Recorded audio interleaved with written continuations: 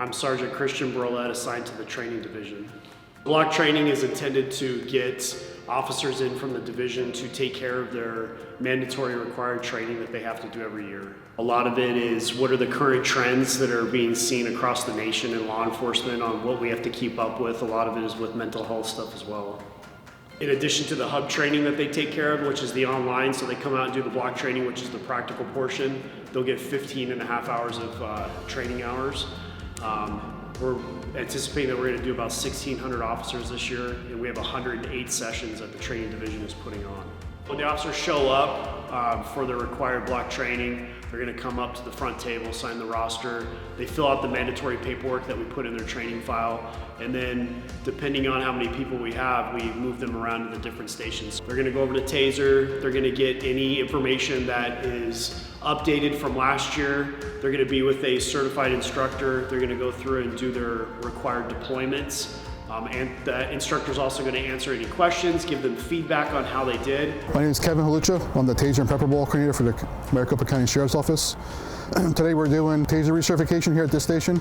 Every year, every officer from sergeant and below has to do an annual recertification on the TASER. First they go online and do some online training, the refresher. Out here's the practical portion. So over here, they're running them through, making sure they deploy in the proper target zone of the target. Our CPR program has changed, so instead of going through an 8-hour class every 2 years, officers are now coming down, taking a test on the online version, and then they come down for block every year and they do the required practical. So every year now, they're being trained in CPR instead of once every 2 years. Hello everyone, I'm FTO Anthony Trajanic over at the MCSO Training Center, and what we have going on behind me is our CPR practical. Our staff will go through an online course explaining the steps of performing CPR on an infant, child, and adult, single and two rescuer. And they're going to come down here to block training and actually perform their skills that they've learned online. So they'll have a station for infant where it covers choking, single rescuer, and two rescuer procedures, and then also our adult choking, single rescuer, and two rescuer procedures. And they'll go through and we'll perform a test on them and make sure that they're providing the right skills. We have a partnership with Correctional Health Services, so we make sure that all our officers are trained on how to use the gurney in case we need to assist CHS. Good afternoon, I'm FTO Manjavar. I'm one of the AOT coordinators here at the training center, standing for Advanced Officer Training. As you can see right now, they're doing gurney.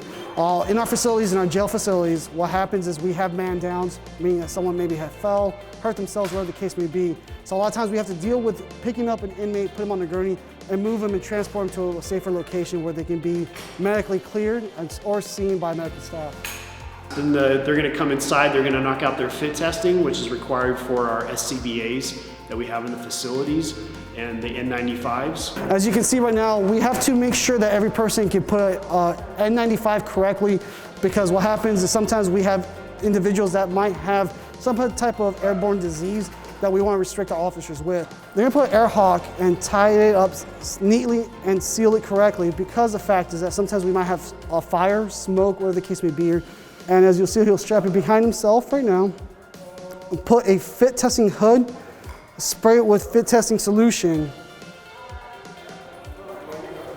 and give him certain commands and instructions, so therefore he is supposed to not taste the solution whatsoever. The whole purpose of it, because if we ever go into a situation where we have smoke going on, that the seal on the mask is neat and tight, that he can go ahead and save or find inmates that are in danger because of the fire. They're going to go through with a certified instructor with pepper ball. That person is going to take the student through a situation where they have to make some decision making, a little bit of situational awareness. Again, that instructor is going to give feedback and answer any questions that the student has. FTO Andrew Shimmick. Today what we're doing is basically a modified shoot house for the pepper ball launcher system. The goal is to kind of familiarize folks with corner control, as well as tactical movements, weapon control, and movement with a purpose. That's also with their safety in mind.